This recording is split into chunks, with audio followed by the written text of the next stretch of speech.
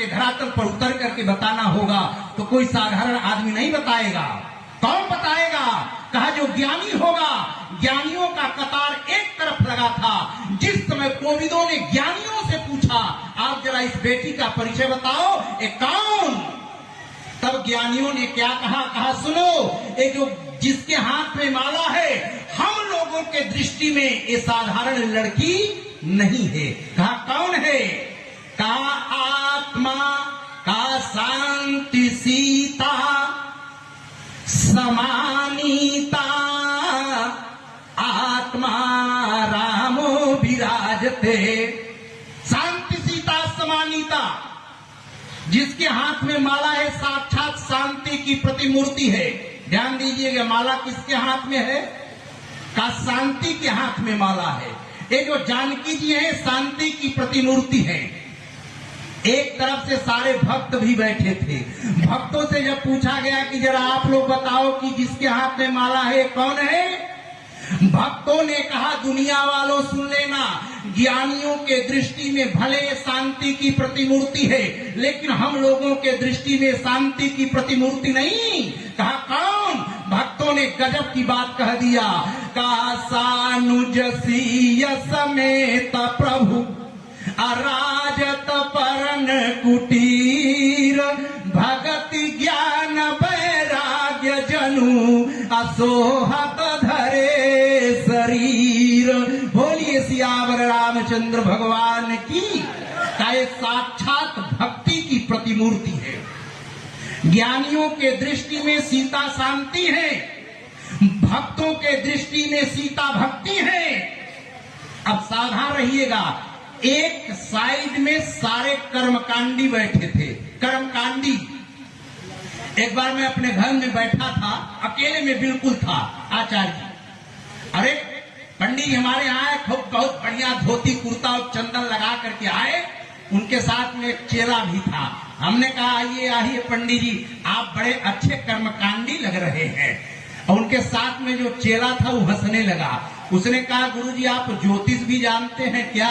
हमने कहा इसमें ज्योतिष का क्या मतलब है? ब्राह्मण है, धोती कुर्ता पहने हैं, चंदन लगाए हैं, आपके स्वरूप को देख करके मैंने कह दिया, सोचा कि एक कर्मकांडी है। चेला ने कहा गुरुजी ठीक ही कह रहे हैं, सच में ही कर्मकांडी हैं। आज तक न एक कर्म ही छूटा है, न एक कांड ही छूटा है। हमने कहा गजब, कर्मकांडी की व्याख्या कर रहे हो, लेकिन नहीं, कर्मकांडी देखिए आपके सामने बैठे हैं। अच्छे समय में, बहुत कम समय में आपने गजब की बात कह दिया। कर्मकांडी लोग एक लाइन में बैठे हैं। कोविदों ने कहा जरा आप लोग बताओ कि जिसके हाथ में माला है एक कौन? कर्मकांडियों की भाषा बदल गई। इन लोगों ने और दूसरा कुछ बताया। कर्मकांडियों ने कहा दुनिया वालों, ज्ञानियों के दृष्टि में सीता शांति है, भक्तों के दृष्टि में सीता भक्ति है, लेकिन हम लोगों के दृष्टि में एक कौन? कहा बताइए।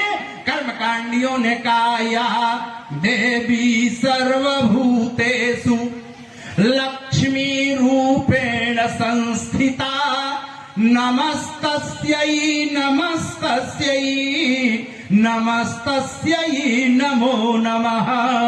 कर्मकांडियों के दृष्टि में सीता साक्षात लक्ष्मी की प्रतिमूर्ति है। अब सावधान हो जाइएगा, ज्ञानियों के दृष्टि में सीता शांति, भक्तों के दृष्टि में सीता भक्ति, कर्मकांडियों के दृष्टि में सीता लक्ष्मी। ऐसी शांति, लक्ष्मी और भक्ति को राम जी विवाह करके जब अयोध्या में ले गए तो बाबा ने क्या लिखा? बोले जब ते राम अब्याही घर आए, अनित नव मंगल अमोद बधाए।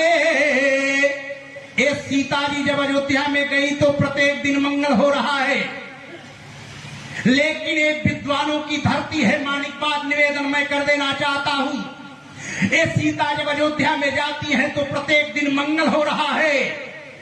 ये वही सीता है रावण जब लंका में ले गया, ये वही शांति है, ये वही भक्ति है, ये वही लक्ष्मी नहीं है। मैं आप लोगों से पूछ रहा हूं कि जब रावण सीता को ले गया तो रावण जब से ले गया रावण को शांति मिली? अगर ये रावण भक्ति है, सीता भक्ति है, तो रावण जब ले गया सीता जी को तो रावण को भक्ति मिली? नहीं मिली। अगर ये सीता साक्षात लक्ष्मी की प्रतिमूर्ति है तो रावण जब ले गया तो लंका बर्बाद हो रहा है, रावण को लक्ष्मी मिली? नहीं मिल पाई। सज्जनों, जिस दिन यही बात हमारे और आपके समझ में आ जाए उसी दिन राम राज्य की स्थापना हो जाएगी। धनुष यज्ञ हम पहले आप सुन ले, वो बात अलग है, लेकिन धनुष यज्ञ के बीच का जो रहस्य है, अगर रहस्य समझ में आ जाए तो राम राज्य की स्थापना हो जाएगी। ये वही सीता है, ये वही बेटी बैठी है इस पांडाल में, जब तक आपके घर में रहती है कहीं कोई दिक्कत नहीं होता है। और जिस दिन ये बेटी अपने ससुराल में जाती है, ससुराल से सैकड़ों शिकायत आने लगता है, उस समय बाप परेशान हो जाता है, कहा ऐसा तो हमारे यहाँ कभी नहीं होता था। लेकिन यही बात समझ में आ जाए सज्जनों, आज समाज में दुर्दशा क्यों हो रहा है? अच्छे लोग बैठे हैं, आज बेटी का बाप थोड़ा सा दहेज देता है और बेटी जब अपने ससुराल में जाती है थोड़ा सा कष्ट होने के बाद बाप जाकर के अपने दामाद के सर पर बैठ जाता है, अपने समधी के सर पर बैठ जाता है, कहता है समधी साहब हमने दहेज दिया है इसीलिए कि आपके घर में हमारे बेटी को कष्ट होगा। लेकिन सज्जनों, आप अपना हाथ अपने कलेजे पर रख करके सोचिएगा, क्या आपने ज्ञानी जनक से अधिक दहेज दिया है?